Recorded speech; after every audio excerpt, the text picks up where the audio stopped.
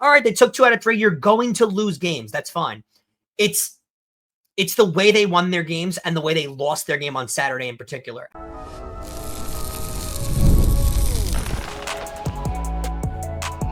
You are Locked On Yankees, your daily New York Yankees podcast. Part of the Locked On Podcast Network, your team every day.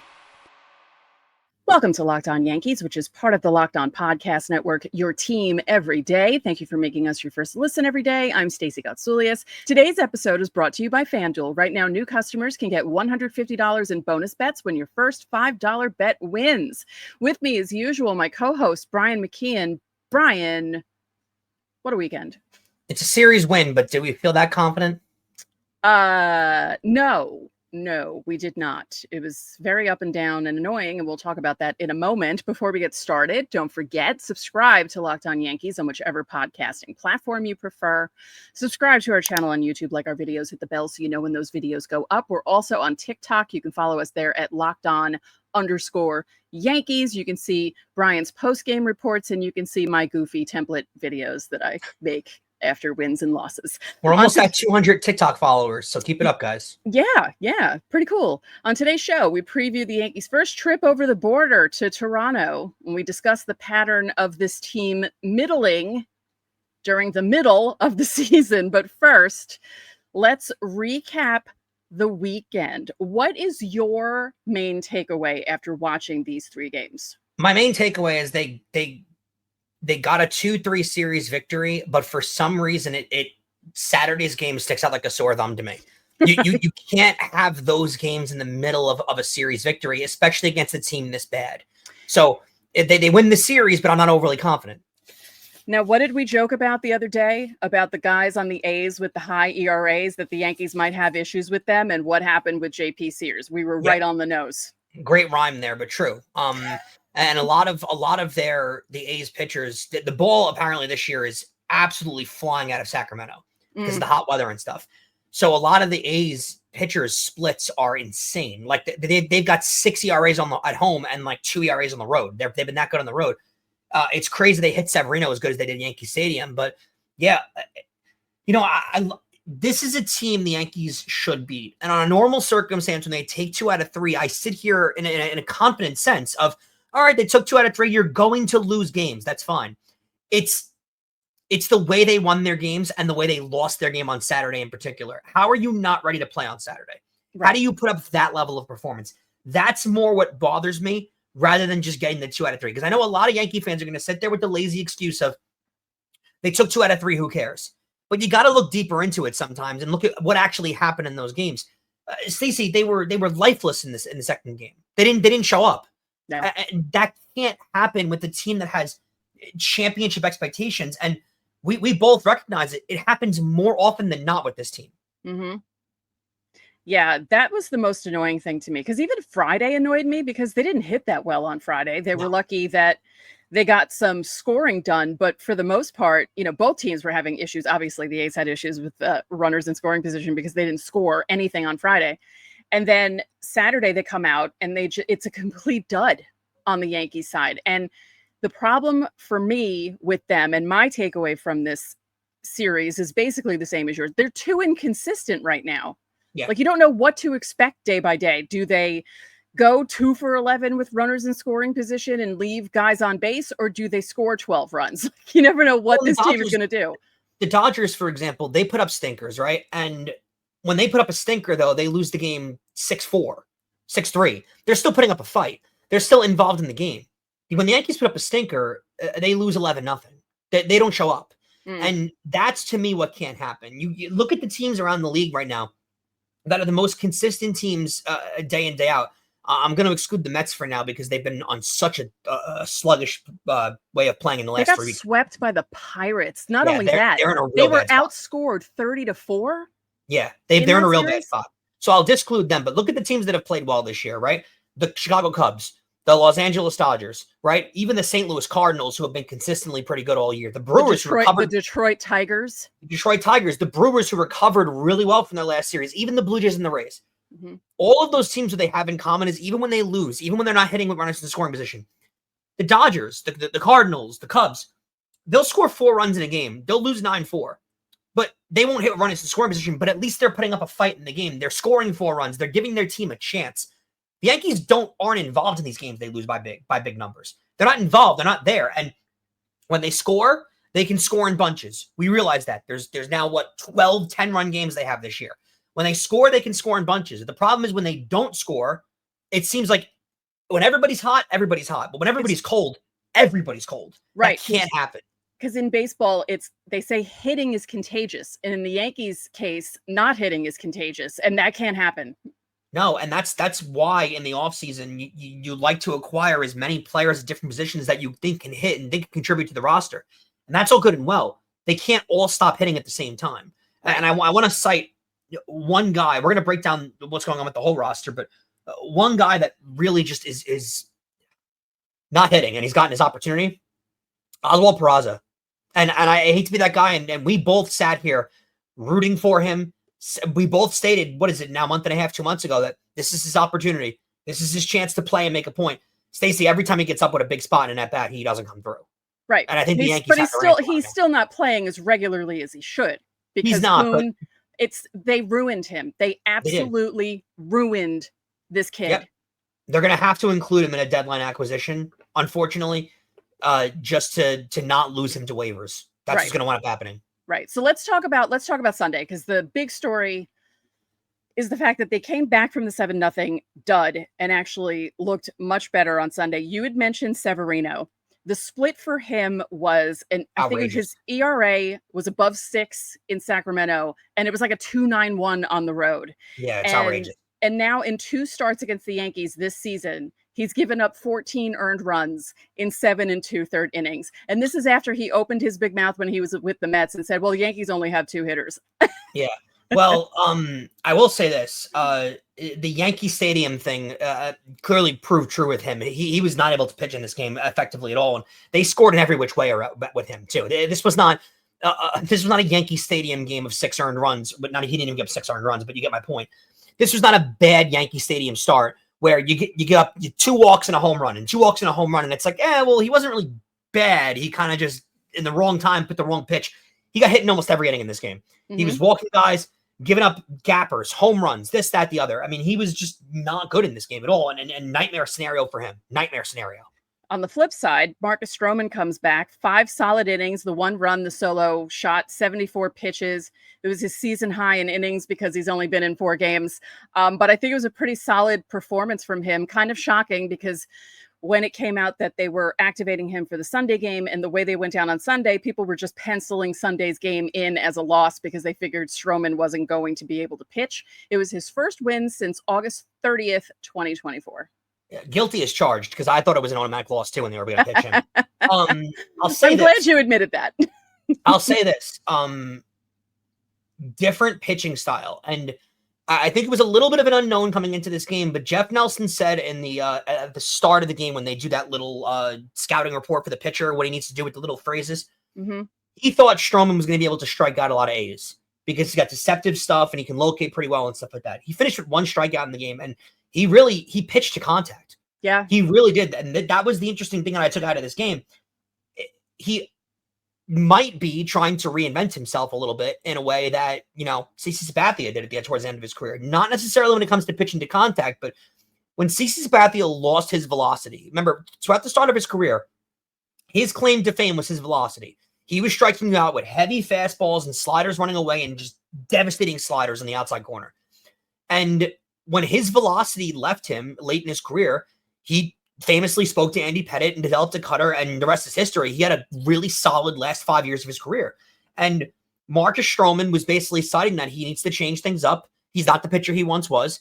And he pitched to contact in this game. And I think there's a chance he becomes an effective arm if with his movement and the quality of his stuff, if he can pitch to contact as opposed to going for strikeouts, he could become an effective pitcher. I don't know what his career looks like with the Yankees from this year on out, but that was a solid start to him, and he pitched very different than we're used to seeing him pitch. Yeah. Let's move on to Jazz Chisholm, because my God, I knew he was doing well coming back from the IL, but he's doing everything. He's hitting home runs. He's hitting triples. He's making incredible plays at third base now. Also, there was a scary moment when that weird swing happened and he kind of flinched and then had to run into the dugout. And he claims he's okay and he finished the game, thank goodness. But, you see that happen. And at first I thought he tweaked something in his body with the way he swung.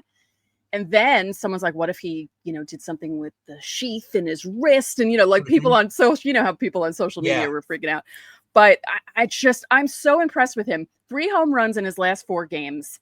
And he's batting .318 with 6 home runs, 18 runs batted in since coming back from the IL in 23 games with a .979 OPS. This is coming off the series in Cincinnati where he was doing a lot of swinging for the fences, and his swing was a lot more down and a lot more trying to uppercut the ball. Yes. And then you see in this series the difference he makes when he levels out the swing, because it is very strange. He's got that lanky kind of Alfonso Soriano type body where you don't, and a guy that I'll cite even more who had the power, a Curtis Granderson type body, where he's very lanky, but for some reason can supply the power, because Jazz has some legit power, and Curtis Granderson too had a 40 home run season with the Yankees. So, he knows how to develop the power. It's just about leveling the swing out. The power comes with Jazz. He just has to level the swing out. And you saw in this game, the home run, wonderful. We know he's triple. That. It was the triple. The triple, exactly. Yeah. Puts it in the gap. It's a complete level swing. I mean, his speed on the base paths, I weirdly enough, and this might sound crazy to especially to analytics people, I think he's more of a valuable player when he's not hitting home runs. Yeah. And I know home runs attribute straight to runs. I get that. The Yankees have the power in their lineup. They do. They're going to get it from where they're going to get it from. We saw it in this game, case in point. What he's more valuable at is putting the ball in the gap, infield singles, stuff like that. He creates so much havoc on the base paths. I think it's so valuable with him on that point. Before we close the segment, I have to talk about my favorite thing in the world. So Aaron Judge had already hit a home run off Luis Severino. And then Ferguson comes in for the Athletics, and Jeff Nelson and Ryan Rucco are telling a story about how Nelson was saying that he's from Fresno. He wanted to strike out Judge, and it was a hard fought at bat, a lot of fouling off and everything. And then Judge hits the home run to the moon, just crushes it up in the zone. I will say, the at-bats that he had in this game, because he's been slumping a little bit, Judge. I mean, his average has dropped a ton. Oh, yeah. The power has not really been there necessarily. The 2 home runs that he had in this game are the 2 kind of home runs that he has when he's starting to turn it around again. Yeah. The one to the opposite field, that specifically is when he starts to feel it again. He starts going opposite way. And then when he starts to pull it again is when he starts to click in a little bit. Let's hope it's a good sign, because the 2 home run game, he hasn't had one of those in a while. And plus he likes playing in Toronto too, and they're going there next. So exactly. And you know who likes playing in Toronto too? Giancarlo Stanton. So let's hope that they give him a little more play time too. The only other thing I want to mention for Sunday's game, again, Judge looks like the power's coming back a little bit. Austin Wells sitting in this game. That to me is a little weird, because you have the off day built in tomorrow, not the off day, but you already know that on Wednesday that Escara is going to play in the day game there. Not the day game, but he's going to play with Rodon pitching. Tuesday. So I think that's Tuesday. Yeah. So to me, it's a little strange to give Austin Wells the off day here. It doesn't really add up to me very much. So I think that one's a little bit of a weird one. Yeah, because I was shocked when I saw that they were putting Rice as catcher on Sunday. I thought, okay, interesting that they're not doing Wells. One quick note about Judge, because we have to mention this, because this is amazing. The Yankees with most multi-home run games: Babe Ruth with 68, Mickey Mantle 46, Aaron Judge with 44, and he just passed Lou Gehrig, who had 43. Yeah, and Aaron Judge still has a few good years left in him, so it's unbelievable where he's at. We're at a loss for words at this point. Yeah, it's amazing. So 2 out of 3 ain't bad, but could be bad. We're going to talk more about this in segment 2. Sure. Don't forget, subscribe to the channel, hit the like button on our videos, hit the notification so you know when our videos go up. You can also join the Locked On Yankees Insiders Club. The link is in the description. You get text from us. You can text us questions, comments, reactions to trades and signings. You can send us pictures from the games. Got a bunch of those this weekend. We send out lineups during the season, roster moves, and breaking news so you don't have to check social media. There's a 14-day free trial. Coming up, the Aaron Boone Yankees seem to be middling as usual. What does this mean? We'll discuss it next. Summer sports are in full swing, and whether you're all about baseball under the lights, golf on the green, or high-stakes soccer action, FanDuel is the best way to make every game even more exciting. You're already following the action, so why not make it a little more thrilling? With FanDuel, you can get in on the game with your friends and even get more sunburn at the beach while you're watching these games. Now, I've been all over the Club World Cup. It's been unbelievably fun. I saw Real Madrid last week. I bet on it on FanDuel. It was the best place to catch all the action and make the games a little more fun. I've been using FanDuel to track all my favorite matchups, and the app keeps getting fresh with new daily promotions and fun ways to bet. Plus, it's so easy to use. There's fast payouts, and it makes regular season games that much more fun to watch if you're at the stadium. Are you new to FanDuel? New customers can bet just $5 and get $150 in bonus bets if your first bet wins. Open the FanDuel app today or visit FanDuel.com/lockedon to get started. And guys, get this. We've got a way for you to give us the Fan Mail Friday questions that you're dying to give us in a really convenient way for you guys, all available on YouTube. You can head over to our channel's main page right here. Click on the post link right there that you see, and you can leave your comment right there under the post to give us all of your Fan Mail Friday questions. And the deadline is 5 p.m. on Thursday. That's when it usually is, and it'll be posted there every single week for your convenience. So, Stacey, a common theme year after year with Aaron Boone's teams is there is some sort of a slump that goes on at some point in the year. Now, some years it's more elongated. Some years it happens early. Some years it happens late. Usually there is a good start in April. Usually they get off to a fairly hot start. It dies off at some point, and the slump hits at some point in summer. No one knows when. No one knows how, but it hits. The team seems to lose a lack of motivation, and every year the same thing that rears its ugly head in the postseason is the same thing that happens during these slumps. The team stops hitting, and they tend to really fly by the rhythm that Aaron Judge leads them on. If Aaron Judge isn't hitting, the team's not hitting. If Aaron Judge starts hitting, the team hits, and that's how they tend to go. And they're doing the same thing this year. Surprise to no one. And I know they just took 2 out of 3 to Oakland or Sacramento or soon to be Vegas. I know that they'll win series here and there, they'll lose series here and there, but that's the issue that I lie on, Stacey. The inconsistencies of winning series here, losing series there, back and forth, back and forth. You need to be more consistent in winning series as a team. And taking 2 out of 3 against Oakland is not that impressive. And yeah, I might sound like a spoiled baseball fan saying that. I am. My team has a $300 million payroll and is expected to be a World Series contender. You should beat the Sacramento A's. That's not an accomplishment, in my opinion, to take 2 out of 3 from at home. What bothers both of us about the A's series is the fact they lose Saturday 8-0 and look completely lifeless. They look like they're not ready to play in the game. They're not aware they even have a game that day, and they don't show up. That, to me, is what's confusing, Stacey, and I'll give you this before I get your opinion on what's going on here. They're not playing at a high clip overall, and you look at how many runs they're scoring, and every time I bring this up on the social media channels, the response that I hear from most people that follow our show is, oh, well, they're 5th in runs this year. They're top 5 in runs. For the whole year, they've been top 3 in runs. They're top 3 in runs scored, and now they've actually dropped to 5th in runs score, and their runs per game average is a solid 5 at this point. It's dropped significantly in the last couple of weeks. That's with 12 10-plus run scored games in the season. So that number is a little skewed, Stacey, that your runs per game average is 5, and you're 5th in the league in runs scored, but you've got 12 games where you've scored 10 or more runs, including one game where you scored 20 in the opening series of the season. That can skew your numbers pretty good. So this is a problem, and I'll give you this from a gambling perspective. Before Sunday's game, Stacey, the Yankees had gone 12 straight games where the under has hit in their betting line. That's insane. And I know that they've had good pitching, but they're not contributing on the hitting end. And that's a problem too. It's been since June 11th that the under has hit in every single Yankees game they've played. Now, they obviously broke it on Sunday's game by scoring over 10 runs, but the under hit in all of those games. That's a major concern to me. Yeah, this is the issue. We don't mind if they lose a series here and there, right? But they had lost like 4 out of their last 5 series coming into this one after winning a bunch of them in a row. Like they're too inconsistent. And this is a theme with Aaron Boone led Yankee teams. And he said something interesting in the post game today. He was saying how at the beginning of every year, he talks to the players, and he mentioned the fact that he literally said, I've been around baseball since I was in the womb. Since I came out of the womb, I've been around baseball.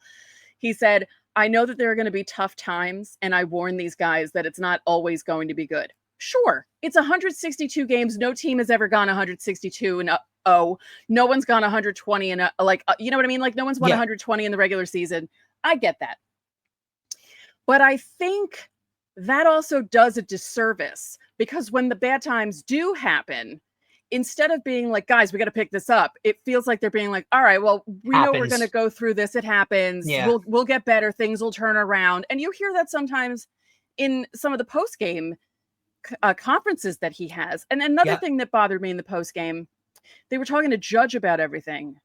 And Judge was like, well, are we in first place? And the beat writers are like, yeah. And he's like, that's all that matters. It's like, yeah, but you're barely in first place after you had like a seven game lead. Now you're 100%. Like, you know, the Rays are nipping at your heels. You're about to play a 4-game series in Toronto against a team that's not doing too badly behind the Rays. That's right on your heels. You need, like, you can't be like this. And I think it starts with the manager and the whole blasé, like, oh, it's fine. Oh, no, actually, no. It starts with ownership and the GM saying things like, oh, well, the playoffs are a crapshoot.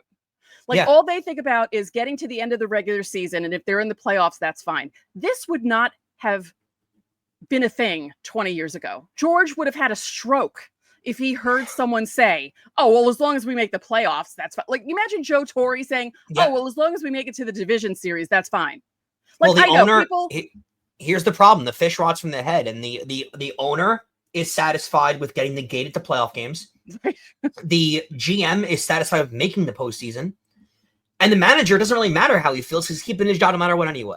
Right. As long as they love how he handles things and he coddles the players, that's what matters. And you know, I love the Judge thing that you said too, because it's Judge's job to be able to set the tone with the team and reiterate to the team and really be the voice for the team throughout the media. And I get that, but the tone is set from the organization. Yeah. And when the manager, you know, we can sit here on Locked On Yankees, and you can sit there on name radio station tomorrow, and you can sit there in the New York Post Times, whatever you want to call it, on the papers, and at your local bar, sit there and talk about the Yankees, and we're all going to reiterate the same thing. They're going to lose their series. They're going to lose their games. They're going to have struggling periods. We're all aware of that kind of stuff.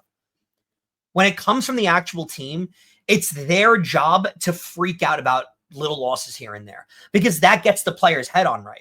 So we know they're going to lose a random July 8th game in the middle of the season to Tampa. That's going to happen every single year. Yeah. But it's the organization's job and prerogative to sit there when they lose that game and go, unacceptable, can't happen, even if it's a random loss in the middle of the season. And even if you don't do it to the media, that has to happen behind the scenes. And the way you know that it's not happening behind the scenes is the fact that your captain publicly also thinks it's no big deal. Right. When they don't show up losing 8-0 and he thinks it's no big deal. If Aaron Judge thinks those games are no big deal, and series losses and blowing a 6-game lead in the division is no big deal, if he finds those things no big deal, how do you think Cody Bellinger views it? How do you think Max Fried views it? How do you think Oswald Peraza views it? How do you think Luke Weaver views it? Name next player. None of them have the status Judge has on this team as the team captain. And I'm not trying to throw shade at Judge, but these are comments post-game after big losses you would never hear Derek Jeter make. No. Ever. He didn't like losing any game. Yeah. So, and that's the mindset you always see from these guys, right? There's a very, very, very famous interview with Derek Jeter where an interviewer asks him, what are your best years in the majors? What do you think your best year ever was? When you had the years you had 200 plus hits, hit 330, what are your best years? And he sits there and goes, 96, 98, 99, 2000, 09. And the other years don't matter because we didn't win. It feels like the mantra with this, or with the organization as it presently sits, is what are your favorite years of the team? Hal would sit there and say 2017, 2018, 2019. What are the years? All the years we made the playoffs and we got playoff gates. Those years. Right.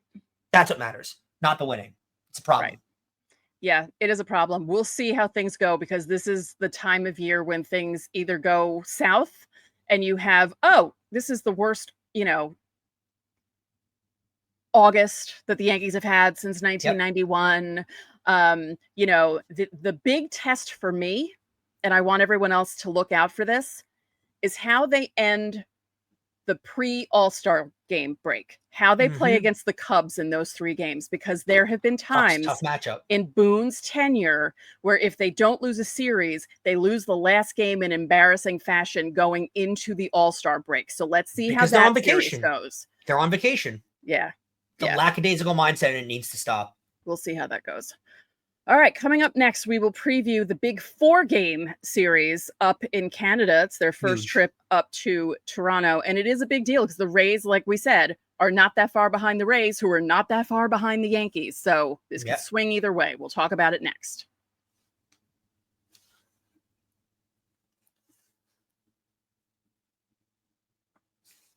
So, guys, good news. Not only do we cover your team every day, but now we're giving you instant episodes after every single game. You can check out the Locked On Yankees postcast. It's hosted by Jay Berman right here on the Locked On Yankees podcast feed, as well as streaming on our YouTube channel. Get rapid reaction to all the biggest moments with the Locked On Yankees postcast. Now, Stacey, as you mentioned, massive 4-game series in Toronto for the team. Toronto Blue Jays are right behind them, chasing the Tampa Bay Rays right now. They just came off a big series. This is a really tough series for the Yankees, and it doesn't start off easy. The Rays' top off-season signing, I guess, was Max Scherzer, who they brought in. Funny enough that we talk about this because Scherzer and Verlander are the 2 guys that signed with different teams. Verlander went to the Giants. Scherzer went to the Blue Jays, and both are pitching to 5 ERAs. Both are not pitching well at this point. Scherzer 0-0 with a 5.63. He'll see Rodon, who is 9-5 with a 2.92, coming off another really good start. That's a 7.07 start for the team. Interesting point here. The gambling line. Yankees are not favored by a ton in this game. You'd think it would be a spot where they'd be favored by a lot. They're only minus 155. So they're not huge favorites in this game, but usually a Rodon start they are. So I wonder what that means. They have to make a statement in this series. They have to play well. And if they don't, which is Toronto tends to be a place where they've struggled in the past, this could be a messy one coming out of this 4-game set. They haven't really struggled in Toronto. No, I mean, a couple of years ago when they went into the last series of the year, they didn't play well in that series. I don't feel like Toronto's a place that they really play exceptionally well normally. What do you mean? That last series where Michael King shut them down and Garrett Cole closed out the season with a complete game shutout? No, they actually do okay in Toronto. No, I'm thinking a few years back when they needed to get the games in Toronto for seeding purposes, and they played poorly in the last series of the year. Not the one where Cole and King were great. All right. But do you view Toronto as a place where they play exceptionally well? They do pretty well. They had that. What year was that? Was that 23, 2 years ago, where Judge broke the logo on the WestJet sign in the flight deck? Yeah. And they won 3 out of 4, and the famous Stanton debut too, where he had 2 home runs in opening day. That was 2018. But I mean, 2023 when Judge broke the logo, it was the whole. Remember, he looked off to the side, and the Jays accused him of cheating because he looked off to the side before he hit a home run, and that nonsense. But yeah, I don't really envision them having issues in Toronto, mainly because it's one of those places that Judge likes to hit. So I'm hoping going into this that maybe he will. Rodon could have won his 10th game the other day and didn't. So hopefully he could get that. Scherzer was hurt for a bit there. That's why he's 0-0 with a 5.63, but 5.63 scares me because maybe that's why the betting line is the way it is, because it's Max Scherzer and it's a 5.63, and the betting lines are like, we know that the Yankees kryptonite is a guy with an ERA between 4 and 6, so we're not going to do. It's so weird how they don't hit those guys. Yeah.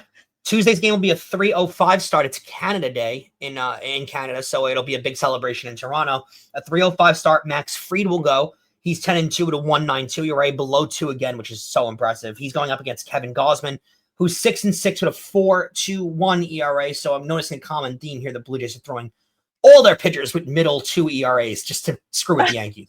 Yeah, well, it just works out that way. Exactly. Was it his last start that Gausman got beat up a little bit? Or I think it was that one. And then Wednesday is Warren against Barrios. Barrios 4-3 with a 3.26. So he is the lowest ERA out of all the guys on Toronto. And that's your facing the prime Yankees. game too. Oh, yes, that's right, because it's a Wednesday night. It's prime. Then Thursday, 7:07 start again. Schmidt against Bassett, who I think didn't have a great start his last time out either. Warren now, by the way, with 103 strikeouts over 80 innings. It's unbelievable. Unbelievable. His strikeout numbers are incredible this year. And I'll say this, it's exactly the way the Yankees wanted to develop him. Yeah. Exactly the way and give the Yankees a little bit of credit here, by the way. Luis Heel, who's coming back, Will Warren, Clark Schmidt, all Yankee developed pitchers. Mm-hmm. Now, the one thing I do want to talk about before we go. So they play Thursday, 7:07 in Toronto. So you figure that game ends around, 9:30, 10 o'clock. Then they have to go to the airport, fly home from Canada. Mm-hmm. And then they're turning right around and playing 3:05 in Queens because they have another holiday they need to celebrate on Friday with the 4th of July. I love the scheduling. I love it so much. It's so great. Wonderful. Fantastic. Really tough spot. Let's hope the Mets don't use it as a turning point against the Yankees because they've been turning. Yeah, I'm also worried about that because they've been absolute dog. Yeah, it's been really bad. You guys think the Yankees are bad? If you're one of those Yankee fans who don't pay attention to the Mets because you really shouldn't, they're not a rival. They're awful. They're worse than the Yankees have been these last 2 weeks, and the Yankees have been bad. Both teams. Other news around the league, Stacey. Tarek Skubal on Sunday had 13 strikeouts of one hit ball against the Twins. So he's been as good as he usually is. Also, Luis Robert, who was supposed to be, or Robert, I guess people call him. I don't know how to pronounce his name because no one does. Regardless, he was going to be a major trade piece coming up, and especially towards late June, early July. People were really going to talk about him as a trade piece. Well, he's now on the IL with a hamstring strain, and those things can last a while. So that could really hurt the White Sox there too. There's a lot of stuff going on around baseball. It's crazy to me how some of these teams just can't get out of their own way. It is so bad how some of these teams, they're either really good at pitching and they don't hit, or they're really good at hitting and they don't pitch. There are so many teams that are average in the sport right now that I don't know if there's going to be a lot of movement around the trade deadline because the amount of average teams with the extra playoff spot added, I don't think teams are going to have a huge motivation to give up on their players because why give up on a season when you can still get in? Yeah, like the only teams that could possibly be people who might trade are like the really terrible ones. Yeah, and who do they have to really give a trade? Yeah. They're terrible because they don't have good players. Right. The Rockies are almost up to 20 wins. Congratulations. They're at 19. Wow. They won. They beat the Brewers in extra innings on Sunday. They've actually played a lot better over the last month.